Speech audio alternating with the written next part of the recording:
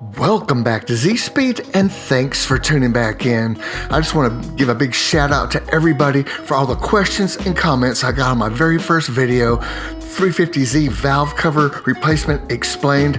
I've gotten so many questions, in fact, that I'm going to go ahead and make a revised version for everyone, a 350Z G35 DE valve cover replacement, the ultimate guide. Hopefully this will answer all of your questions. So if you're interested in learning how to do that, just stay tuned.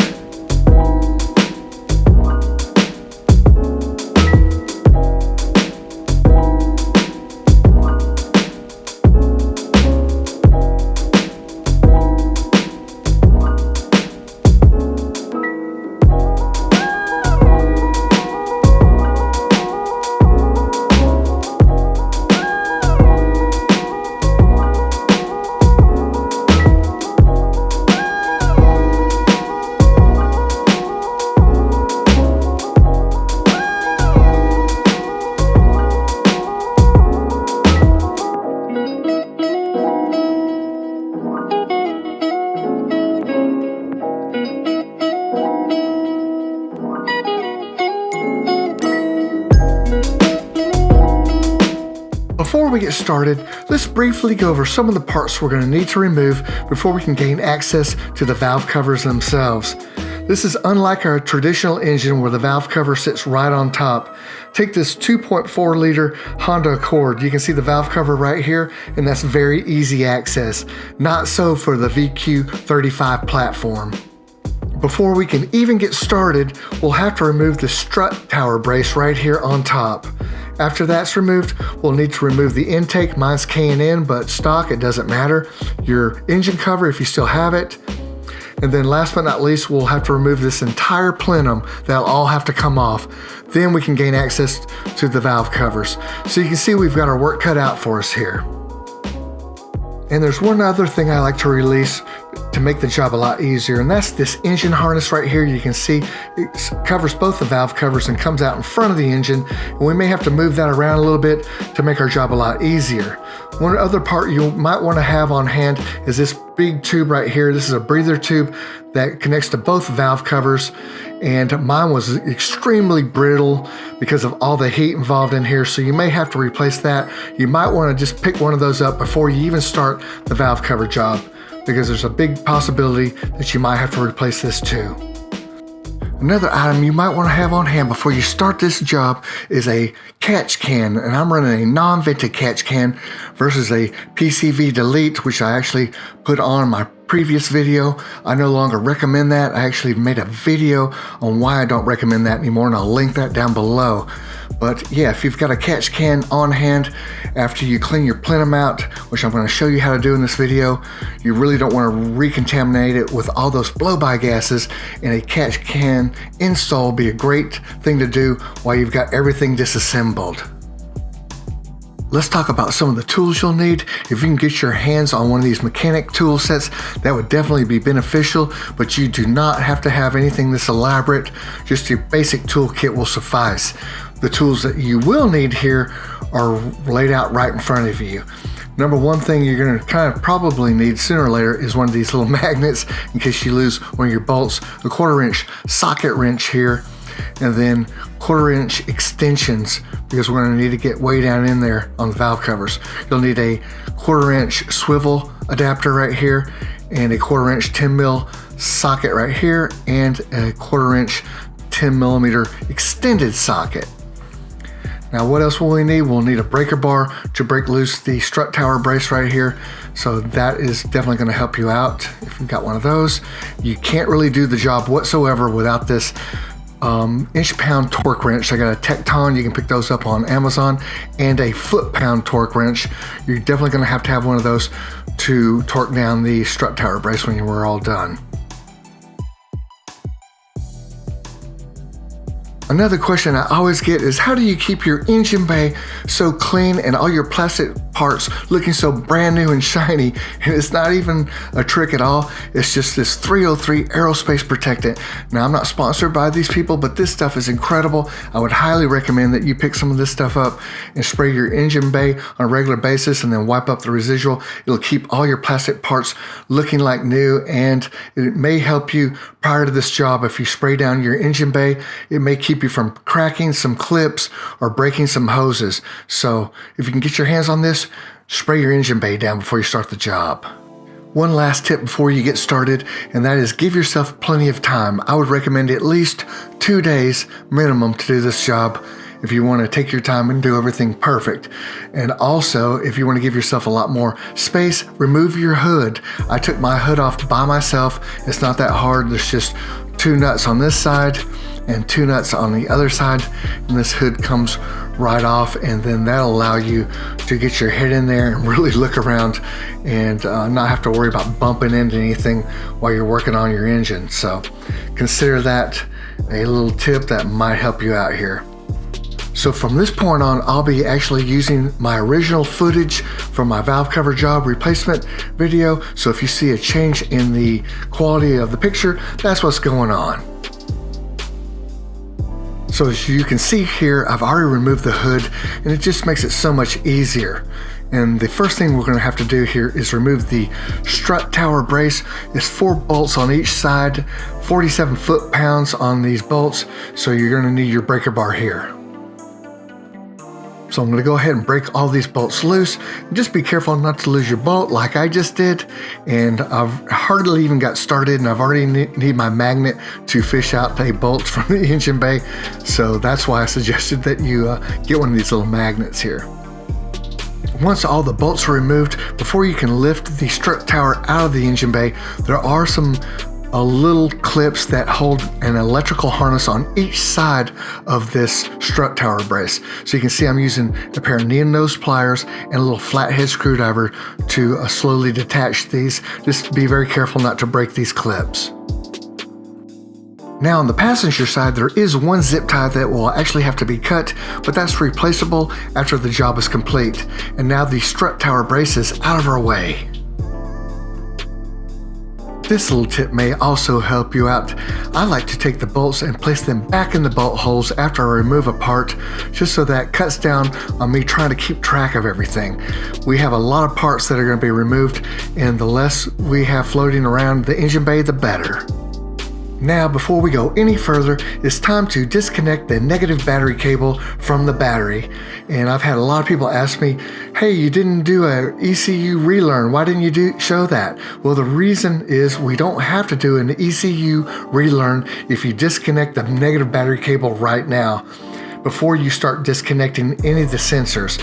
So we'll just have to disconnect the mass airflow sensor, the engine harness, and the coil packs. But your ECU will never see any of this happen if we disconnect the negative battery cable right now. So if we do this valve cover job correctly, on startup, your engine will never know that anything ever happened to it.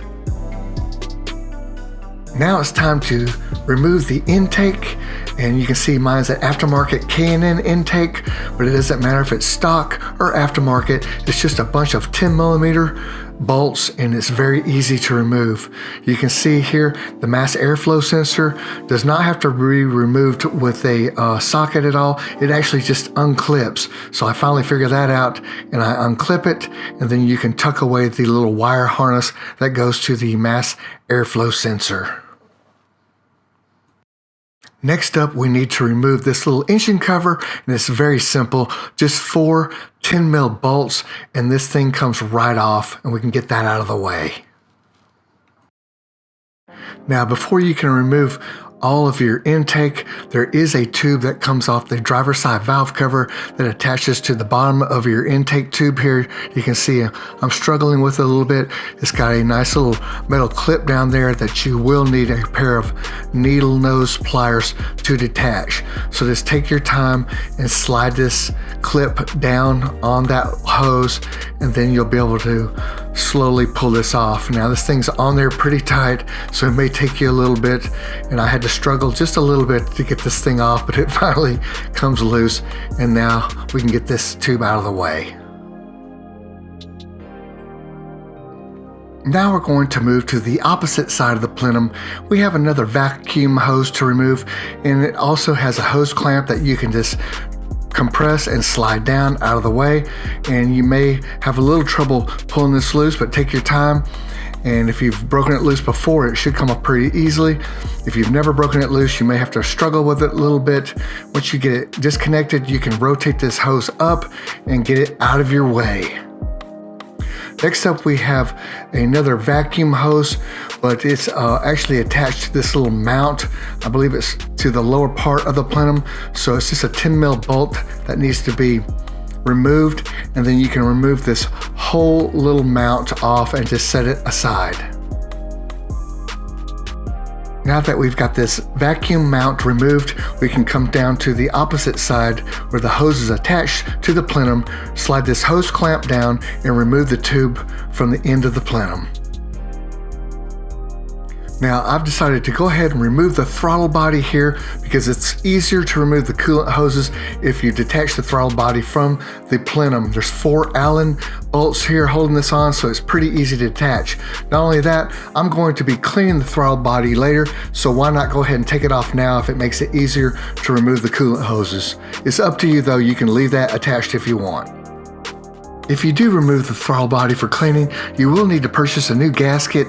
You definitely don't want to use the old gasket because there's a potential for leaks around the throttle body. Also, make sure that you don't touch the butterfly valve. It could knock it out of calibration. Now it's time to remove the upper half of the plenum. There are 18 10mm bolts that have to be removed. There's a certain sequence that we need to follow here. We start at 18 and work our way down to 1. So take a picture of this diagram and make sure you follow this right by the book. This is recommended by the Haynes manual that it be done in reverse order.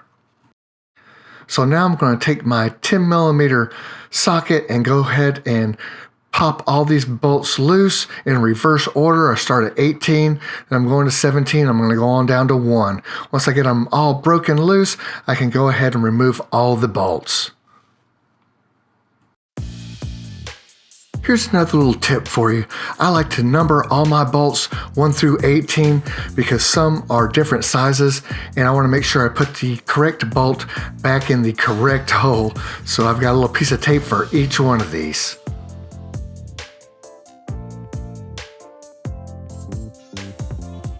Now that we've got all the bolts removed from the top half of the plenum, we can remove the upper half and we'll have a lot better access to the 2 coolant hoses that are still attached. Now that I've got it lifted up, you can see the coolant hose right here. I'm going to grab my needle nose pliers and slide this hose clamp down and out of the way. Once you get that removed, you can go ahead and try to remove this coolant hose. Be careful here. These coolant hoses were by far the hardest ones to remove, most likely because of all the heat involved, and it was pretty much fused to the plenum, so it took me quite a while to break these loose. Don't get discouraged. Once you do break it loose though, there will be a lot of coolant flowing out of it, so don't be alarmed. Just try not to damage the hose. Now it's time to remove the second coolant hose. I'm going to show you where it's located. It's the same situation. Remove the hose clamp, slide it down, and then you can start working on the hose. Now this one was really stuck on there, so be careful and take your time. Don't damage it. Once you do get the coolant hose removed, now you're free to lift the upper half of the plenum, and now we can get to work on the lower half of the plenum. You'll need to disconnect the wiring harness from the throttle body to remove it from the engine bay. At this point, there's a few brackets that hold the engine harness onto the lower part of the plenum for support. There's just 3 or 4 10mm bolts, easy to remove. They'll be very obvious once you get the upper part of the plenum off. So remove those, and then we're ready to start on the lower part of the plenum. Now to remove the lower plenum, there are 6 interior bolts that we'll have to remove in reverse sequence like we did the upper part of the plenum, and a few exterior bolts that we'll also need to remove. So we'll start at bolt number 6 here, and we'll remove that, and we'll work our way back to bolt number 1. And I'd highly recommend that you label these bolts as well. So this is bolt number 5. Next is bolt number 4, and they're pretty easy to actually remove by hand. It's kind of nice. Bolt number 3 right here. Bolt number 2, and obviously the last one is bolt number 1.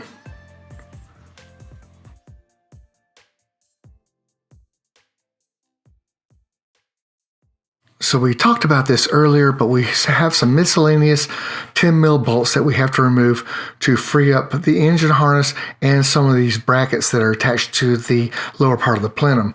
This is now the passenger side of the plenum, and I'm releasing these 2 10mm bolts, and this will actually free up a little bracket that's attached over here on this corner. So watch this area. After I remove this second 10mm bolt, you'll see this bracket loosen up over here. Make sure that you remove these. And you can see now the bracket is free. Next up, we have a couple 10mm bolts that hold the front of the plenum on and the rear part of the plenum. So right here is your first 10mm bolt that you're going to break loose. And on the opposite side, we also have another 10mm bolt that needs to be released.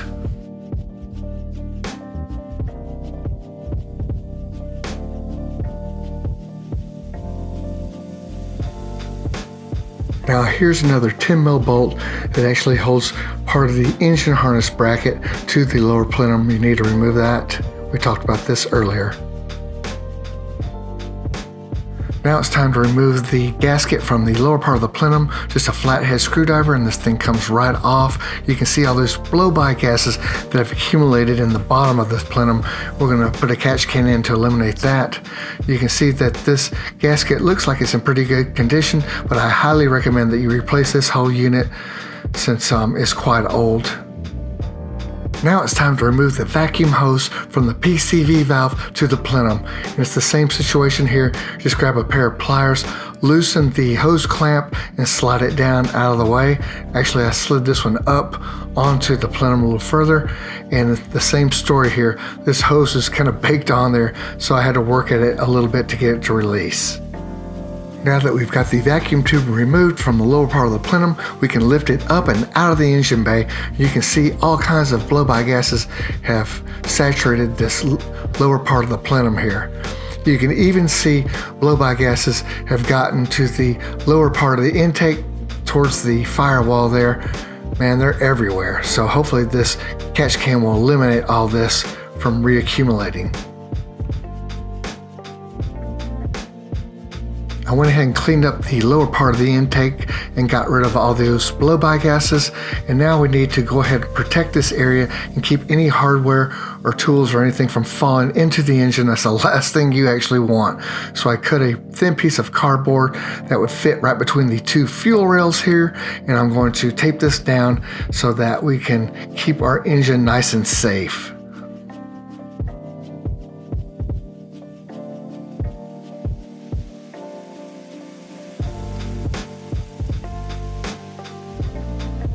Now that we've got this lower intake manifold nice and protected, we can go ahead and get started on removing the electrical harness that covers the valve covers. You can see this little tube that runs off the driver's side valve cover should be removed first, and that'll give us a little more working room to get in here and detach this harness. You can see this harness travels over the entire driver's side valve cover, comes out in front of the engine here, and then loops down and covers the passenger's valve cover. So if we can remove this and pull this back, it'll give us a lot more access to get these valve covers in and out, and that'll make our job a lot easier when it comes to removing them and replacing them. Now to remove this electrical harness, there's 3 points of attachment. We've already removed one that was attached to the throttle body, and then there's 2 more. See that green tab right there? That's attached to the camshaft position sensor B right there. That's the 2nd point of attachment. You have to actually push that green tab down. Sorry, it's not completely in view. I'll get a better shot in a second.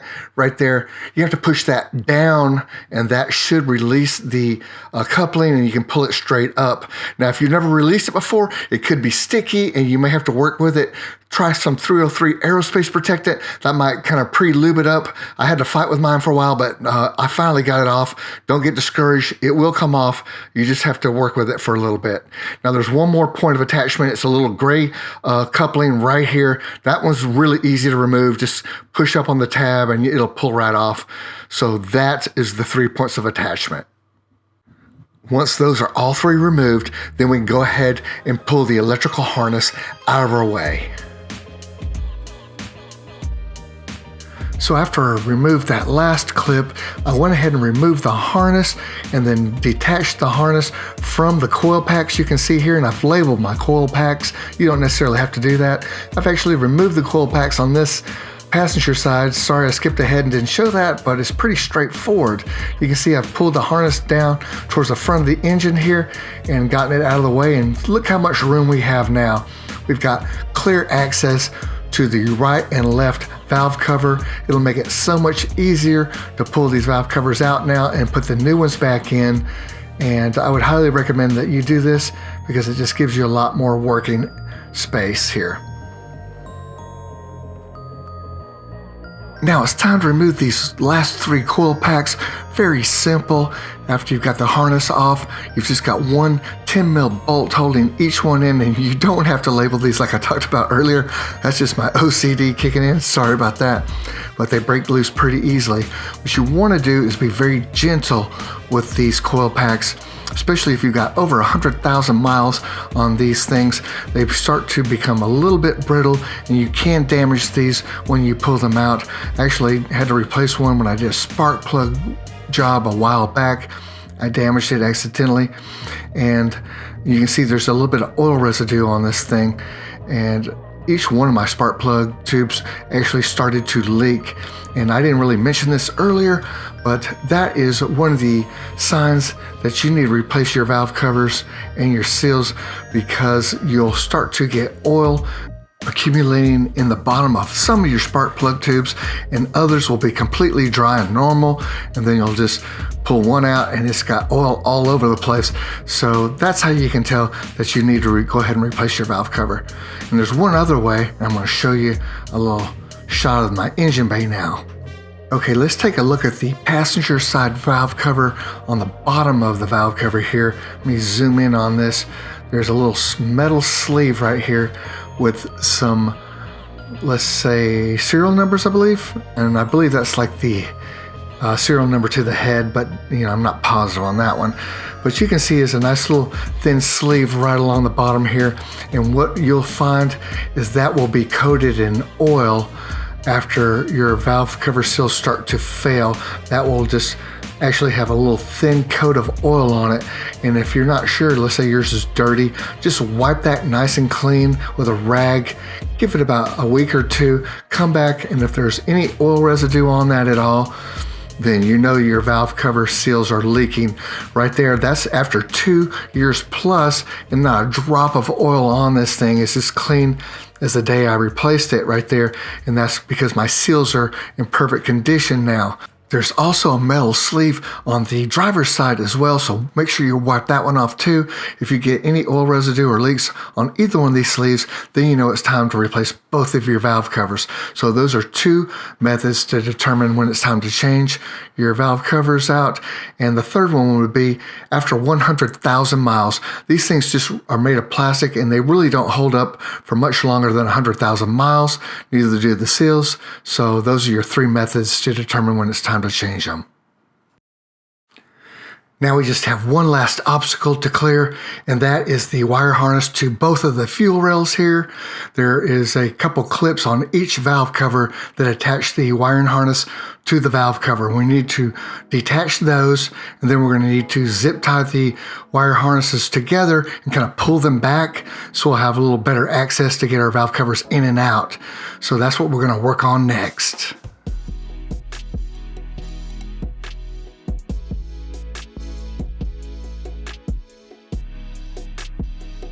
Now that we've got the fuel rail harness out of the way, it's time to break this valve cover loose. And yes, I used a little rubber mallet to tap it to break the seal because it was really baked on there. So once I did break it loose, now you can see that the valve cover is moving around. So we just have to slowly remove it out of the engine bay. You want to just grab it and pull it straight out. You don't want to damage any of the components surrounding it. So take your time. And at this point, I think it might be beneficial for you to remove your oil dipstick. If you look at my dipstick right there, it's starting to move around quite a bit. And I think if I would have removed that, it might have made it a little bit easier to get this valve cover out. So just take your time and this thing should come on out.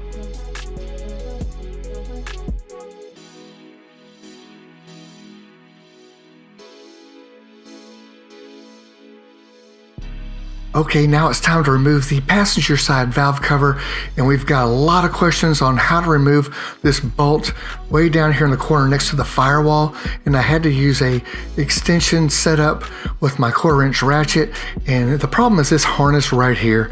I could not figure out how to get this detached, and it looks like it should be able to detach and slide out of the way, but I was afraid I was going to break it. I played with it for quite a long time, and then I said, you know what, maybe I can get around it. So that's what I did with this setup right here. Use an extended 1/4" socket, 10 mil, a little elbow, and another extension, and there's my ratchet. So that's what I used to get this bolt right here in the corner.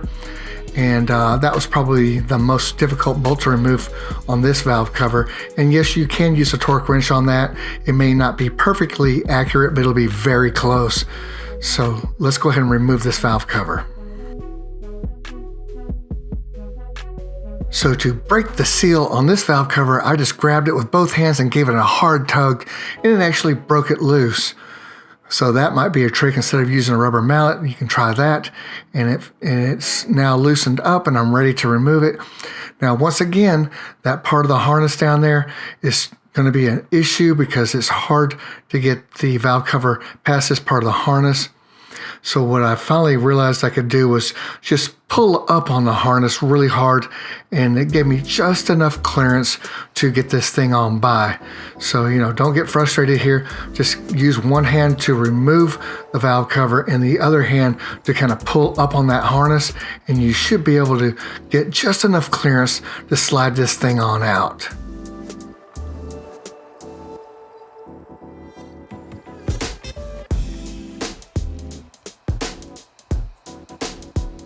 So congratulations, at this point, you are now halfway done with your valve cover job, and I hope this video is helping you out. If it is, don't forget to hit that like button. It really helps my video get seen. It might help someone else out too, so thank you very much for that. So now it's time to prep the area for the new valve cover and gasket. You can see there's some factory gasket maker right here in the corner, and this is towards the front of the valve cover, not the rear, just the front. And I just wanted you to pay special attention to how much they use. Not a lot. There's a thin little ribbon right where the actual valve cover gasket goes too. You can see that thin little line. We'll try to duplicate that when we're going to put our new one back on. But first we need to remove this, and I used a razor blade to scrape it off. Just be very careful not to scratch the aluminum, otherwise you may end up with some leaks. And also you want to put something over this cam area, maybe a piece of paper or something to keep the gasket maker from falling down in there. But unfortunately, I did get a little bit down in there, and you can easily vacuum it out with a shop vac or some type of vacuum. Just don't use any compressed air. You don't want to be blowing any pieces of gasket maker down further into the head area.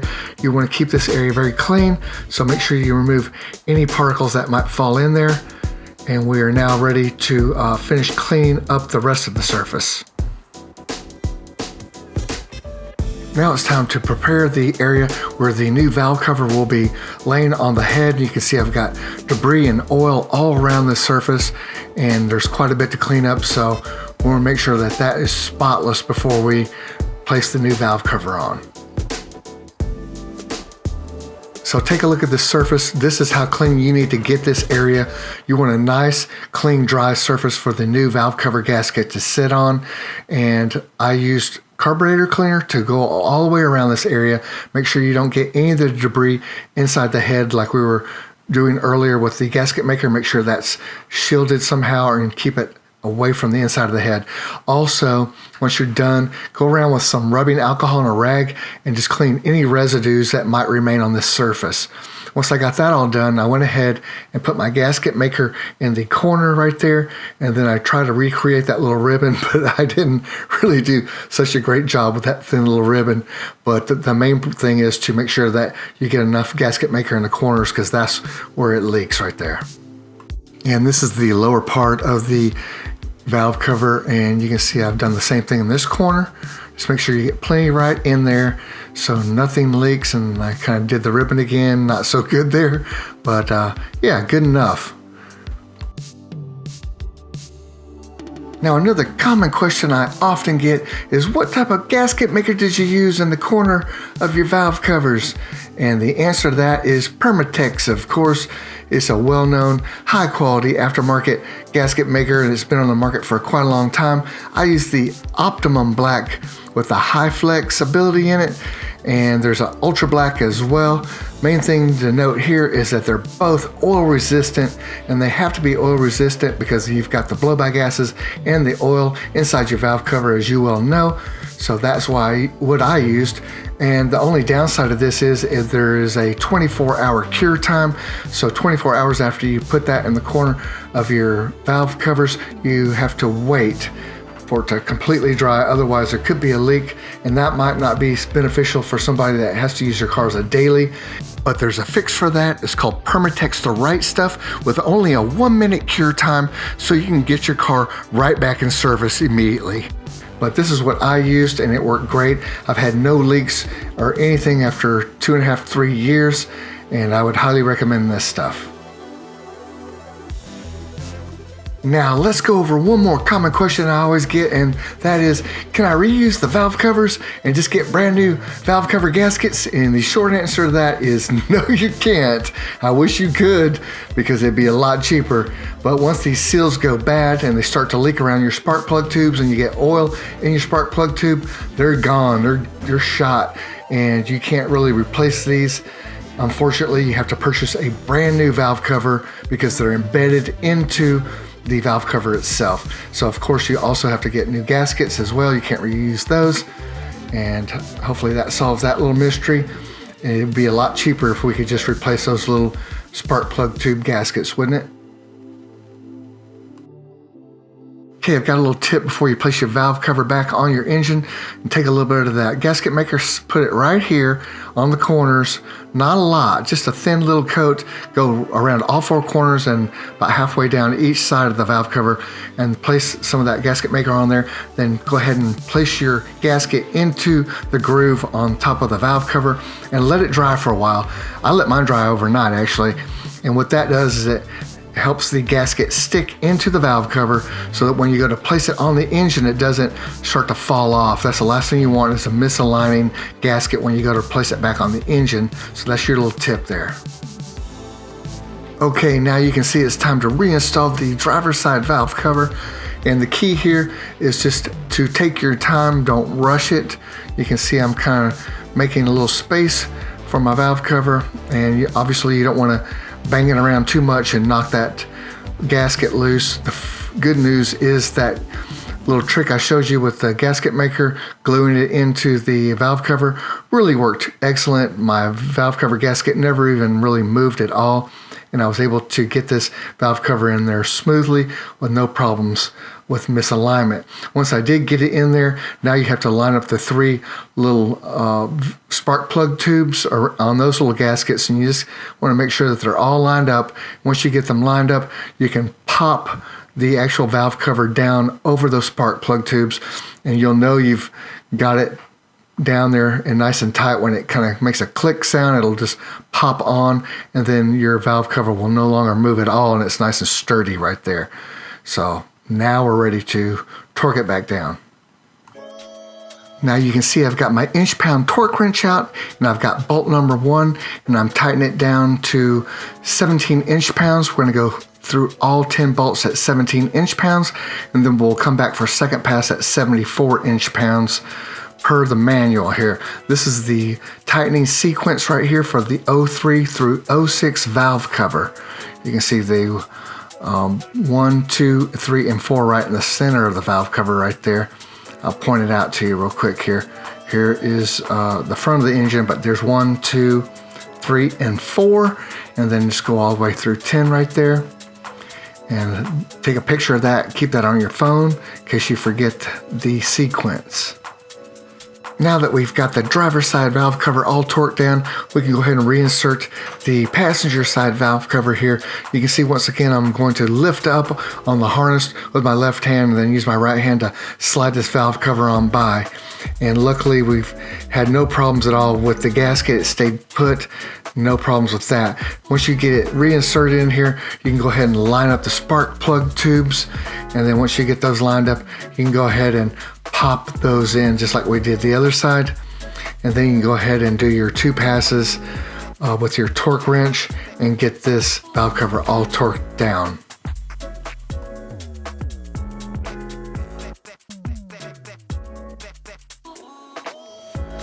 Now we can move on to the throttle body and the plenum.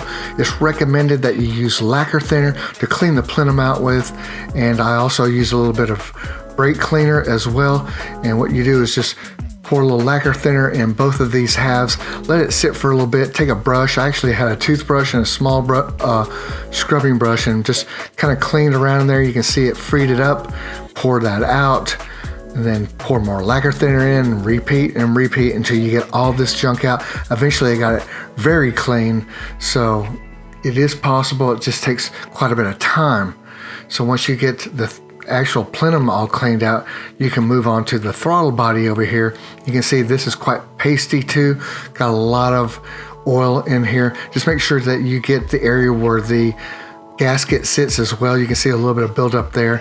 And don't touch the butterfly valve. You don't want to knock it out of calibration. So just take your time and it will come clean. Now that we've got our plenum all cleaned up, we can go ahead and place the lower plenum on the intake manifold, but there is a gasket that sits between the two, so it goes right on top of this, and it has 2 small arrows that face down towards the front of the engine, so make sure you get that lined up correctly. I didn't actually show that part, but just make sure that you get a brand new gasket right between the two here. Once you place the lower plenum on top of the intake manifold, we are now ready to install the new gasket that goes between the upper and lower plenum.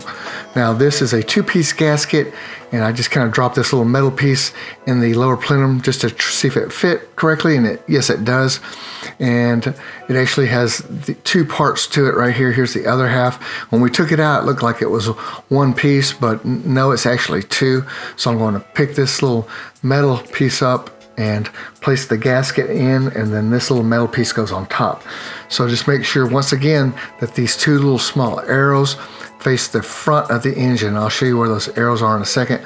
So what I'm going to do now is just line it up with all the 10 mil bolt holes. Just get it nice and centered up. And here are the 2 little arrows right there, and they must be facing forward. Now we can go ahead and drop on this little metal piece here, and that helps line up the gasket as well. Once you get that all lined up, we can go ahead and grab we have 6 10 mil bolts that need to be placed in this, and of course we're going to bolt them in a proper sequence, but right now I'm just going to kind of loosely tighten them, not very much at all, just so I can go ahead and get all the bolts in there and make sure that the gasket's all lined up correctly. So I'm going to go ahead and place all the bolts in, and then we're going to go through the torque sequence. Okay, now at this point it's time to torque the lower plenum down onto the intake manifold. It's a total of 114 inch-pounds to get it torqued correctly. This is the torque sequence right here. So take a picture of that and keep that handy so you can torque it correctly. You can see the front of the engines where the 5 and 4 is right there. So this is the lower plenum tightening sequence. And what I did, I was just divided 114 by 3, and I came up with 38 inch-pounds, 76 inch-pounds, and then 114 inch-pounds. So that is going to be the 3 rounds I'm going to do. I'm going to start off with bolt number 1 at 38 inch-pounds, and I'll go all the way around through all 6 bolts with that. Then I'm going to come back and tighten them all to 76 inch-pounds with my inch-pounds torque wrench, and then I'll finish up with 114 inch-pounds through all 6 bolts, and then we are done with the lower part of the plenum.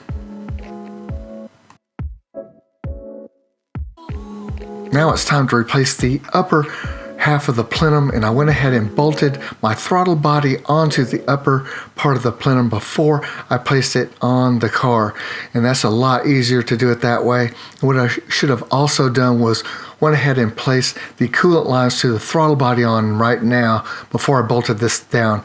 Now I did it after and it was a little more difficult, so I would recommend that you place the coolant lines on now before you bolt this upper part of the plenum on. And there's a little bit of blue tape on my little bolt holes on the plenum, and that's just because I took a wire wheel and cleaned it all up before I reinstalled it. That's why that's there. And now we can go ahead and remove this little pieces of tape and put our 18 bolts in and nuts, and we can get ready to start the bolt down sequence 1 through 18, and we'll begin that next.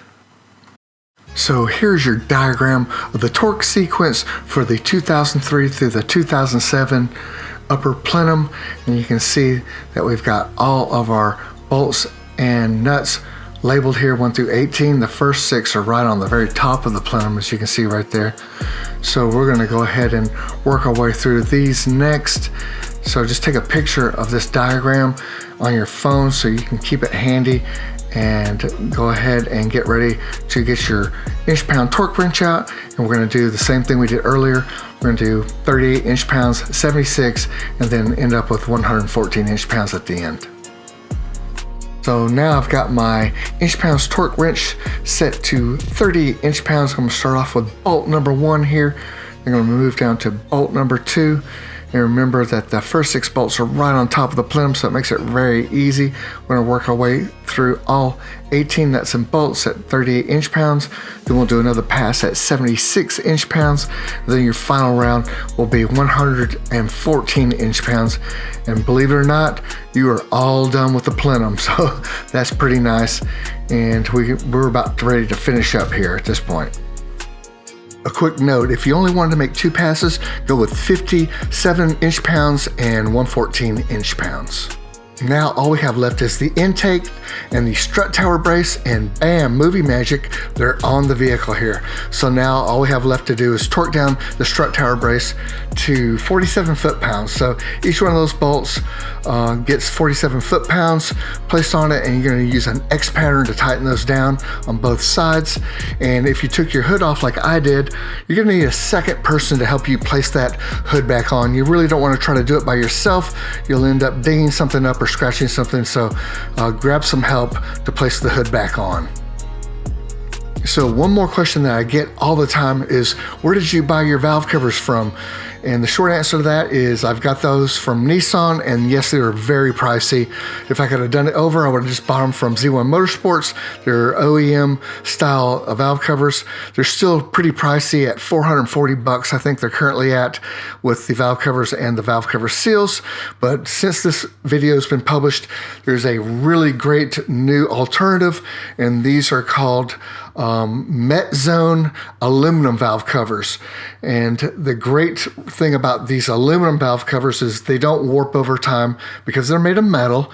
So you can replace, if you ever have to do the valve cover job again, you can just replace the gaskets themselves. And people always ask me, can I just replace the gaskets?